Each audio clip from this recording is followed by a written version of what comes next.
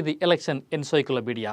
நாங்க கும்பிடுறோம் எல்லாரும் ஓட்டு போட வாங்க, உங்க தம்பிகளை போல தான் கேட்டுக்கிறோம் நாங்க. தன் வாழ்நாள் முழுவதும் திமுகவை எதிர்த்து மக்கள் பணியாற்றியவர் விஜயகாந்த். அதனால் விஜயகாந்தும் அவர் உருவாக்கிய தேமுதிகவிற்கும் கொடுமைகளையும் அவமானங்களையும் மட்டுமே வழங்கியது திமுக. அத்தகைய மக்கள் விரோத திமுகவுடன் இன்று தேமுதிக இணைந்ததை ஒருபோதும் கேப்டனின் ஆன்மா மன்னிக்காது என சொல்லியிருக்கிறது தமிழ்நாடு பாஜக. 2014 நாடாளுமன்ற தேர்தலில் தேசிய ஜனநாயக கூட்டணியில் தேமுதிக தலைமையில் ஒரு அணி இடம்பெற்றது. அதன் தொகுதி பங்கீடு எப்படி இருந்தது தெரியுமா? தேமுதிகவிற்கு 14 இடங்கள், பாஜகவுக்கு 8 இடங்கள், பாமகவுக்கு 8 இடங்கள், மதிமுகவுக்கு 7, இந்திய ஜனநாயக கட்சிக்கு 1, கொங்கு நாடு மக்கள் தேசிய கட்சி 1. அந்த தேர்தலில் அதிமுக 37 இடங்களில் வென்றது.